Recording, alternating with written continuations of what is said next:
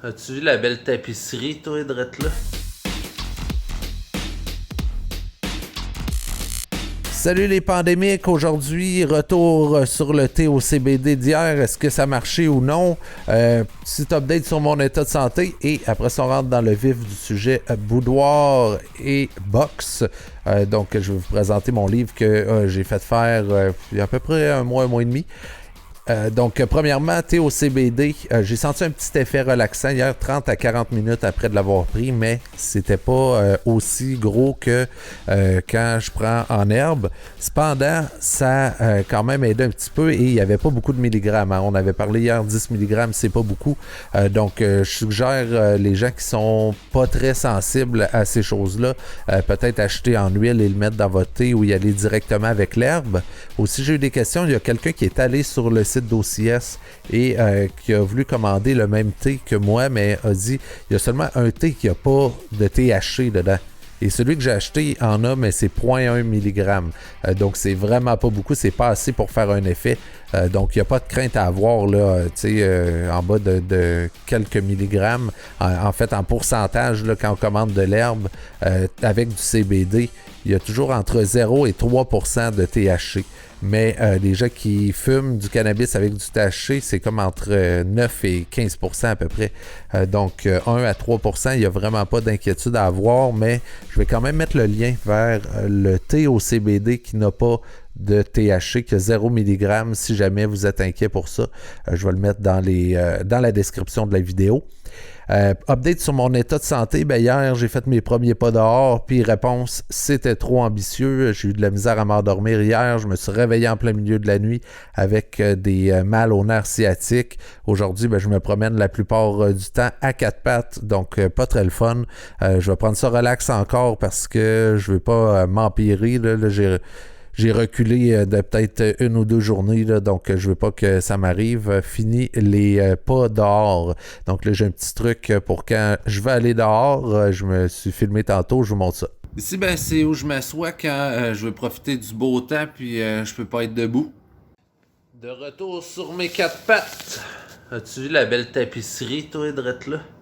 C'est la première affaire que je vais mettre. Non, peut-être pas la première affaire. C'est quand même chiant d'enlever de la tapisserie. Mais je vais essayer de faire ça, mais que je me remette. Donc là, on tombe dans le vif du sujet. Je vous présente mon album photo et je vous parle de boxe. Donc Anne-Marie qui était en fait à s'enlever la vie au mois de décembre et là, je me suis parlé avant de commencer le podcast. Je veux pas devenir émotif. Comme des bons amis là, que je peux parler tout le temps, je les appelle n'importe quand, puis c'est encore comme si c'était des frères aujourd'hui. En fait, je leur parle n'importe quand, puis la relation reste toujours la même. Là. On dit qu'on a souvent un vrai ami comme ça dans la vie. Moi, je me compte chanceux parce que des vrais amis, j'en avais 3. Il y en a un qui c'est mon ami d'enfance que je connais depuis que j'ai 6 ans. Donc, ça va bientôt faire 30 ans que c'est mon ami. Puis lui, ça a toujours été vraiment comme un frère. Ensuite, il y en a un que j'ai rencontré plus tard dans ma vie, mais encore aujourd'hui, on se parle souvent. Puis malgré la distance, eux autres, c'est du monde que je garde toujours des contacts avec. Puis des fois, ça arrive qu'on est comme 2-3 mois que ça donne pas qu'on se parle. Mais quand on se reparle, ça reste toujours pareil. Puis il y en a un d'ailleurs que j'ai pas vu une fois pendant 2 ans. Puis quand je l'ai revu, c'était comme si on s'était vu la veille. Puis Anne-Marie, c'était une amie comme ça. Cependant, elle, c'était plus relation comme on se parlait par texte, plus qu'on se voyait parce que elle était loin. Puis quand j'allais à Québec, souvent je la voyais une journée, puis that's it. Donc, ça n'est pas une que je voyais autant souvent, mais on se parlait régulièrement, presque à chaque jour.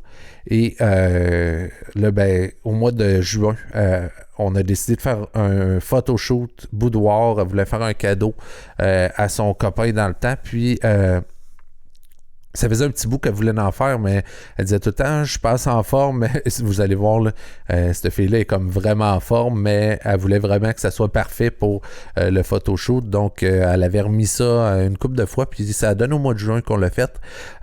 Puis j'aime ça, avoir fait le livre, parce que je trouve aujourd'hui, là,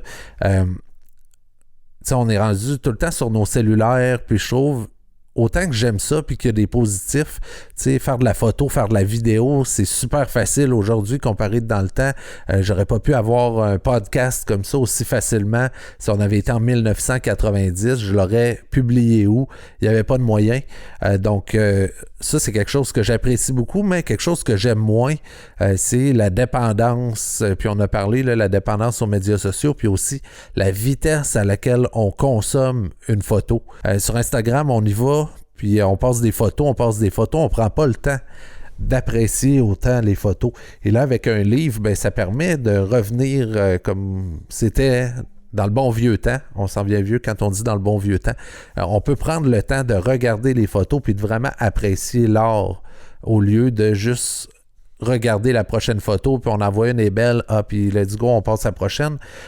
Donc ça, c'est vraiment quelque chose que j'ai aimé, puis j'ai fait de la recherche un petit peu pour trouver une place pour avoir un bon livre, pour faire un bon livre qui était de qualité. Ça m'a quand même coûté 250$ livré pour 2 livres, mais je voulais pas prendre de chance de payer, exemple, 100$ pour 2 livres, puis qui arrive, que je sois pas satisfait, et que finalement, je repaye encore un autre 100 ou 150$ pour être satisfait. Les pages sont comme en cartonné.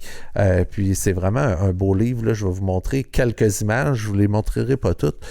Donc, Anne-Marie, qui avait 31 ans au moment où elle s'est enlevée la vie, je l'ai rencontrée, elle avait, je pense, 14 ans quand elle a commencé à faire de la boxe. On était dans le même groupe qu'on a commencé à faire de la boxe. Puis elle était vraiment agressive. Je me rappelle de son premier combat, elle était tout petite. Là. Quand elle commençait, elle pesait peut-être 120 livres. Je sais qu'elle a déjà boxé à 106 livres, puis elle mesurait peut-être 5 pieds 4. Je me rappelle pas sa grandeur, mais comme elle était pas grande. Et premier combat, elle arrive dans le ring et je vous avais raconté dans un podcast, je pense l'avant-dernier, là, que dans le temps, c'était compté 1 point. C'était un coup qui touchait. Et normalement, quand ça finissait dans les 30, 40, c'était quand même un bon combat. Tu sais, si ça finissait dans les 10, 20 coups, 20 points, c'est un combat comme que tu es quand même assez défensif, mais à 30, 40, tu sais, tu as eu un bon combat. Et elle, premier combat, pouf, la cloche sonne. Elle n'a pas arrêté de lancer des coups pendant... C'était des rounds 3 rounds de 2 minutes. Alors, pendant les 6 minutes du combat, ça a été des coups qui ont été lancés non-stop. Et son adversaire, c'était la même chose. Ça a dû tellement être dur à compter là, parce qu'il n'y avait pas de défensive.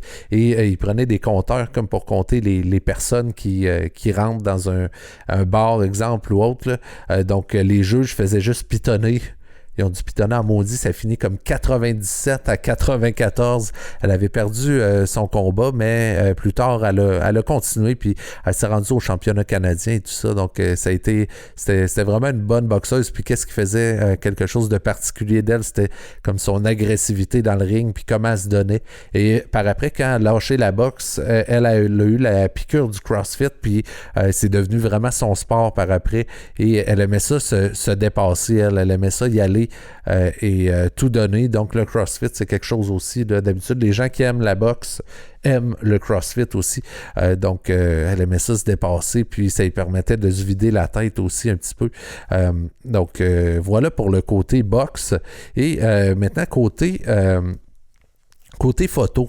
Le shooting boudoir, j'avais jamais vraiment fait. J'avais fait une autre fois des photos boudoir. C'était ma comme première expérience. Puis c'était assez spécial. J'arrive là, puis tu sais, on n'avait pas... c'était quelque chose qu'on faisait entre amis, là. Donc, elle m'avait pas... Je chargeais pas rien, puis tout ça. Puis moi, j'allais à Québec, puis j'avais amené ma caméra comme ça. Puis j'avais amené un flash avec un pied pour le mettre à distance. Puis j'avais amené une autre lumière.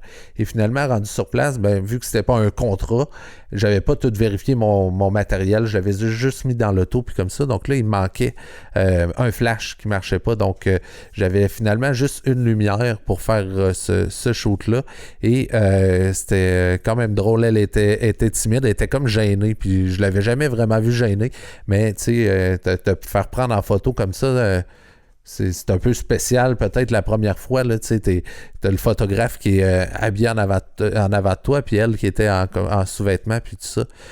Finalement, ça a pris comme peut-être une vingtaine, trentaine de minutes, est devenu à l'aise, puis après ça, on a commencé à prendre des bonnes poses. Photo là qui est ma préférée dans tout ça. Elle est comme vraiment naturelle. Puis c'est fou comment une fille comme ça qui est...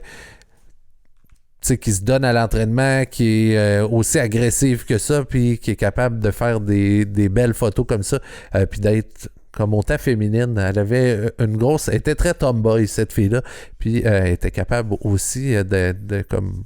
être belle comme ça, puis être féminine dans les photos. Donc, je vous montre une couple de photos, puis on se revoit demain. Fait que j'espère que vous allez passer une bonne journée. Bye, les pandémiques.